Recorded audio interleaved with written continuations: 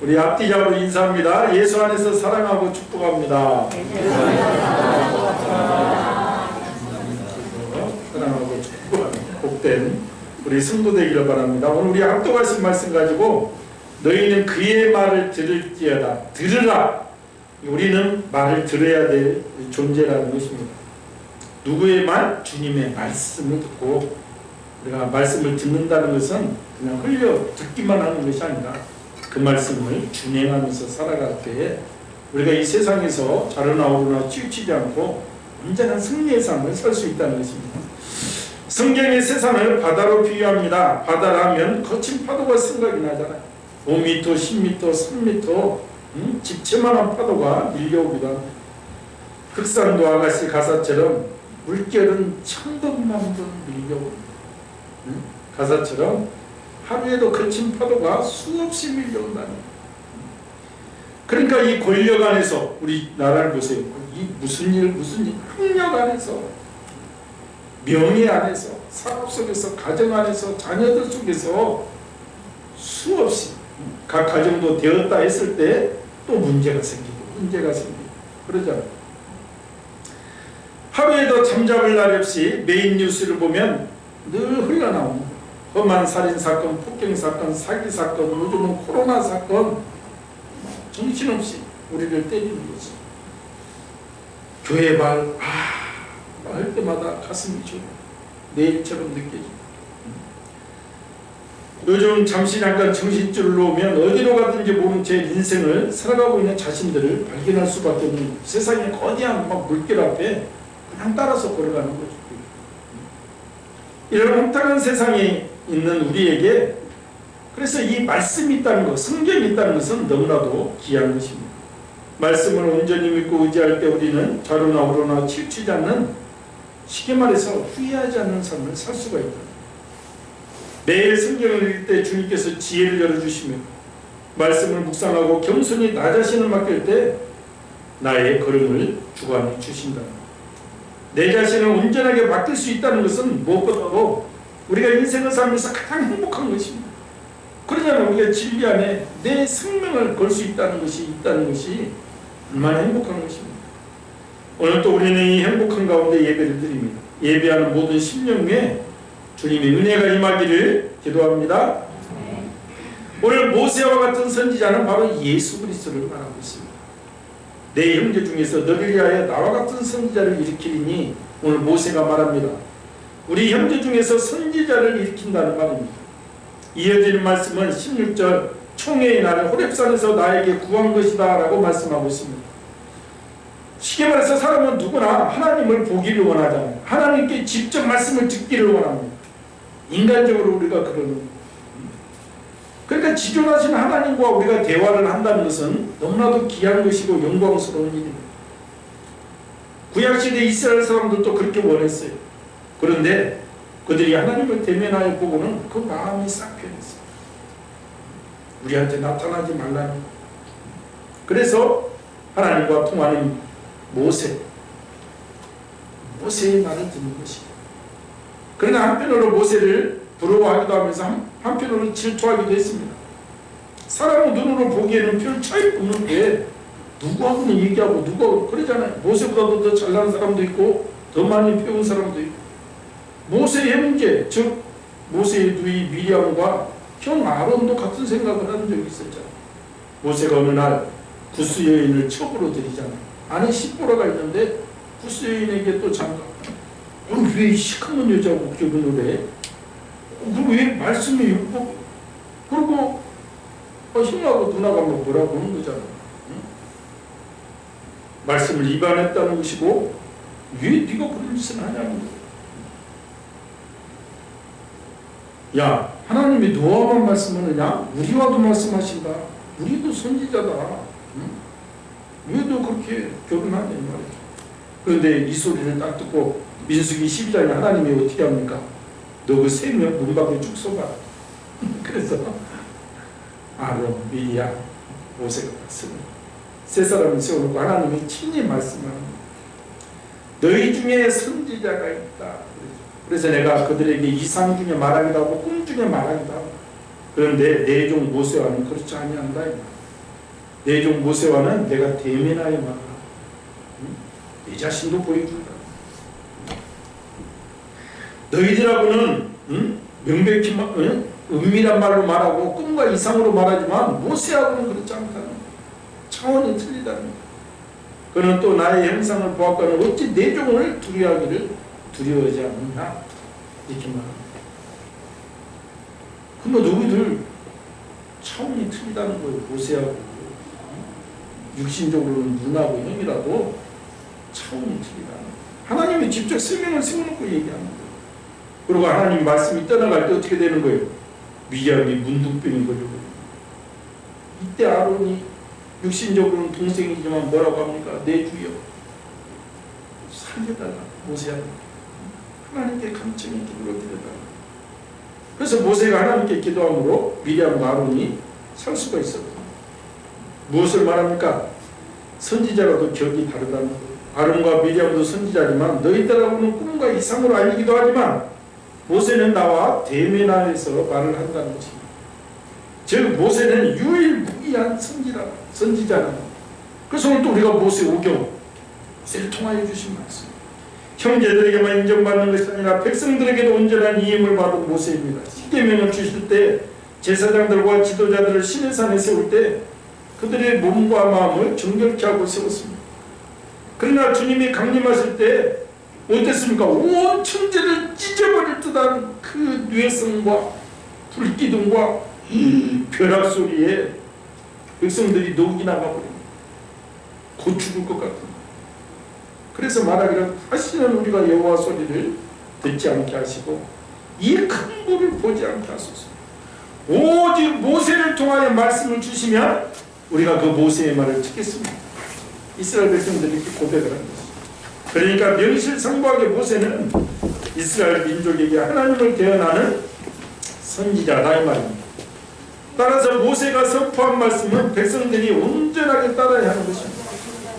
이유는 가나안에 들어가서 사는 길이 험하기 때문에, 우리 인생도 험하기 때문에 하나님의 말씀을 들어야 하는 이유와 같은 것입니다.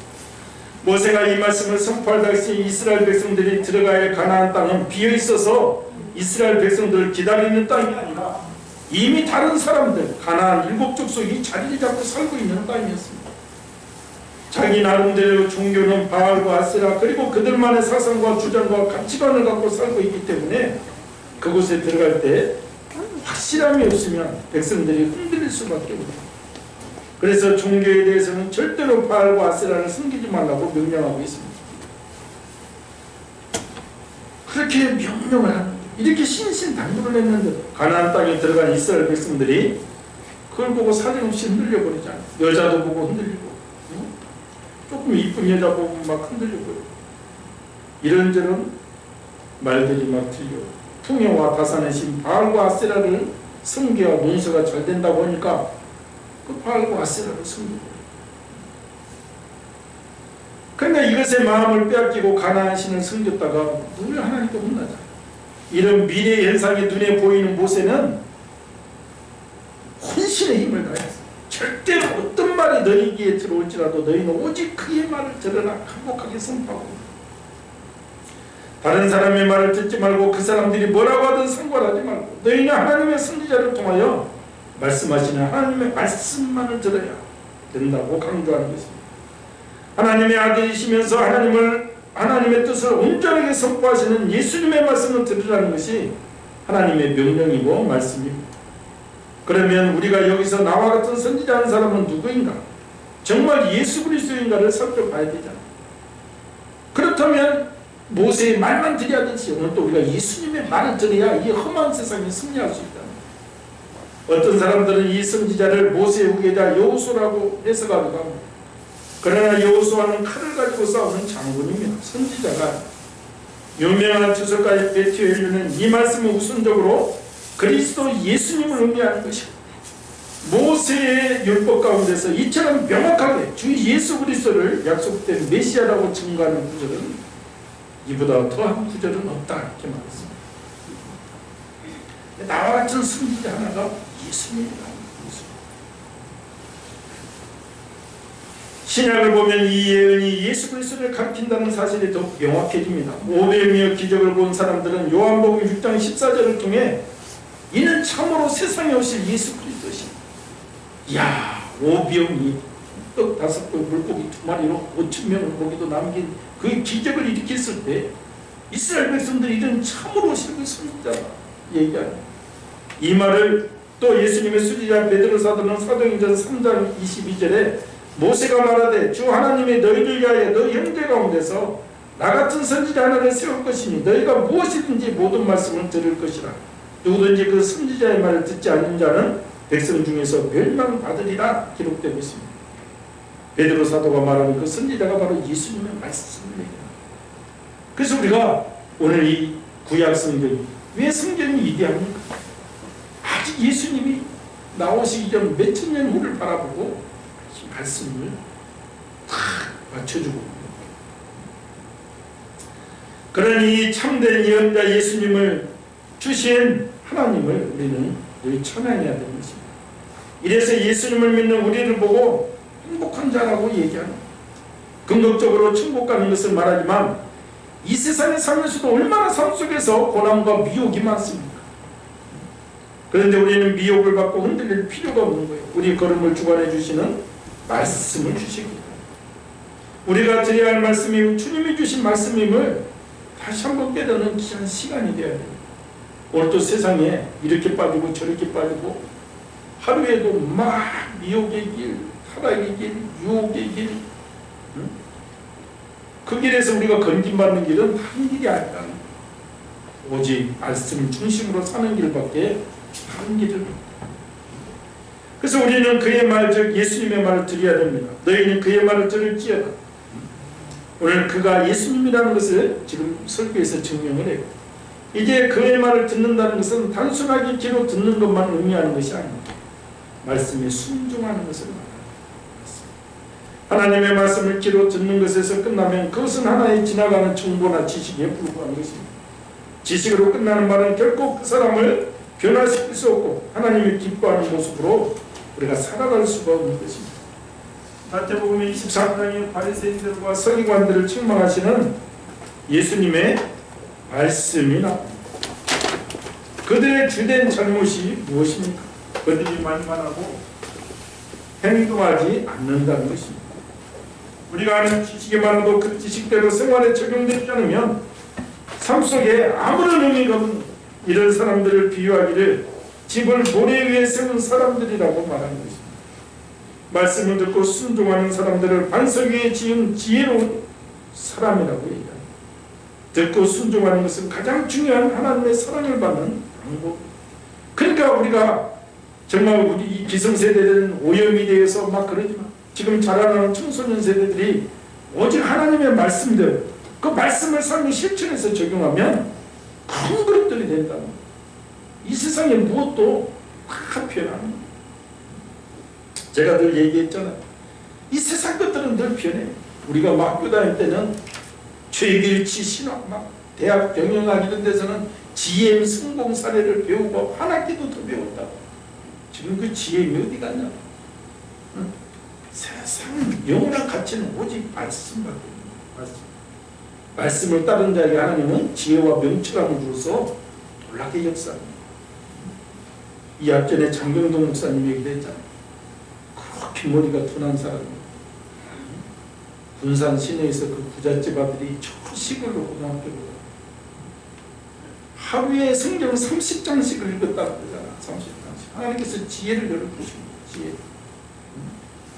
내가 좀 머리가 둔하다 생각하신 분은 하루에 30장씩 읽어라. 우리는 지금 일주일에 30장씩 읽으라고 숙제 내는지만 하루에 30장씩 읽으면 인생이 달라진다. 그러니까 듣고 순종하는 것은 가장 중요한 하나님의 사랑을 받는 방법이에요. 사랑이 구체적으로 삶 속에 나타나는 것이 축복입니다.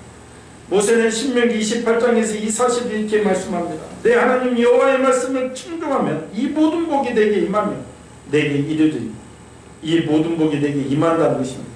그 복을 모세는 18가지로 설명합니다. 반대로 그 명령과 규례를 지켜 행하지 않으면 이 모든 저주가 임하는데 그 저주가 무려 29가지 저주가 나옵니다. 신명기 28장. 인생의 복과 저주가 다름 아닌 하나님의 말씀에 순종하느냐 하지 않느냐에 달려있음을 알아야 됩니다. 하나님의 말씀에 순종하느냐 하지 않느냐 하는 것이 복과 저주의 기준이 되는 거예요. 그래서 시편 기자는 할렐루야 여호와를 경외하며 그의 계명을 크게 즐거워하는 자는 복이 있도다 라고 노래하고 있습니다. 여호와를 경외하며 그의 계명을 즐거워하는 자에게 복이 있도다. 하나님의 말씀이 머리에서 가슴까지 전달이 되어야 실천이 되는 거예요. 실천. 그래서 주님께서 놀라운 역사를 주신다는 것입니다. 우리 성도들이 이를 기억하셔서 삶을 사는 열매, 창대한 복을 받는 복된 성도들이 되기를 주님의 이름으로 축원을 드립니다. 아멘. 왜 예수님의 말씀을 드려야 됩니까? 내가 곧 길이요 진리요 생명이라고 선포하고 계시기 때문에. 하늘의 하나님께서 예수님은 나로 말미암지 않고는 아버지께로 올 자가 없다는, 즉 천국에 가는 길, 영원한 생명을 얻는 길에 예수님의 이름이 없이는 절대로 불가능한 것입니다. 그래서 지금 종교 다원주의는 하나님의 교회, 하나님의 이름으로 통일하자는, 예수 이름을 빼자는 거잖아요. 그래서 우리가 거부하는 근본적인 예수 그리스도 제가 작전, 제가. 우리는 오늘 이 말씀의 배경도 알아야 됩니다. 내가 곧 길이요 진리요 생명이라고 하는 말씀, 그 배경을 알면 더욱 실감있게 주님을 믿을 수 있습니다. 이 말씀을 하신 다음 날 예수님은 체포되어 십자가에 처형될 예정이는 거예요. 내가 내일 죽는 거예요. 마지막 저녁 만찬 후에 하신 말씀입니다. 나는 이제 곧 떠날 것이다. 나는 천국 아버지 집으로 간다. 나의 가는 길을 너희도 따라오너라. 이 도마가 얘기하잖아요.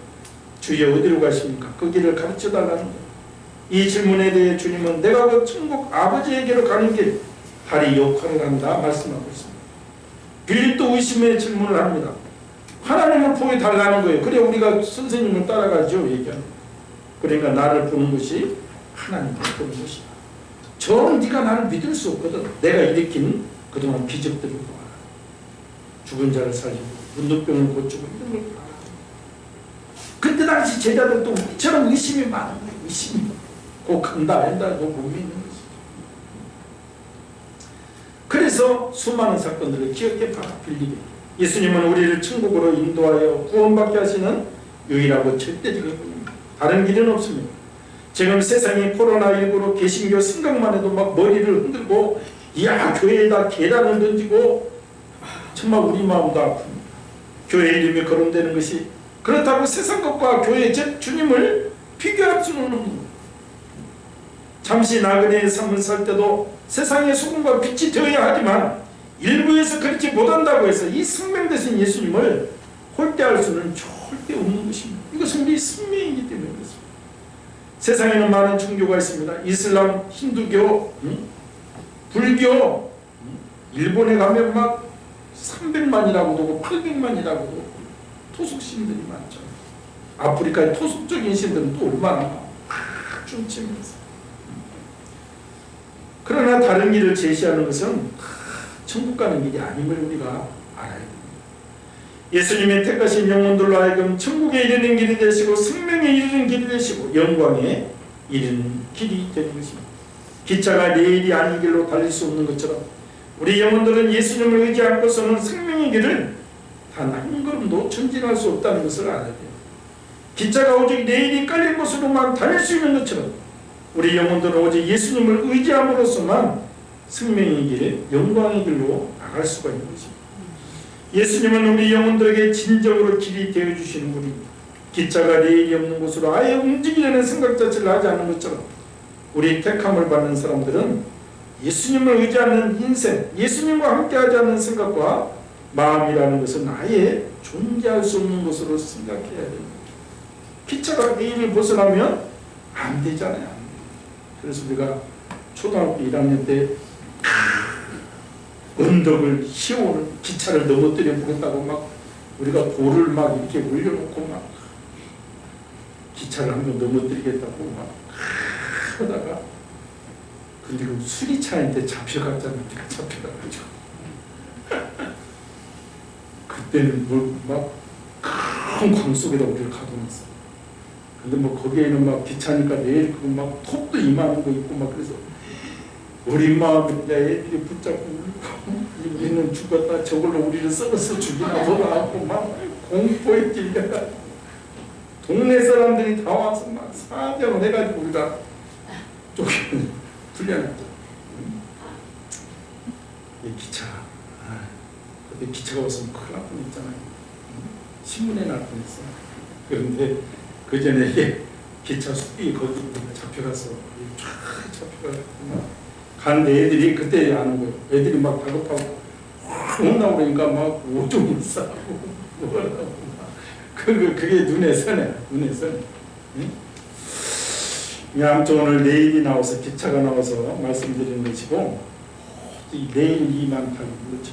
우리가 오직 그게 예수님이라고 예수님만이 우리 생명이고 오직 주님의 말씀을 듣고 순종하며 실천하는 귀한 삶을 우리가 살아야 됩니다.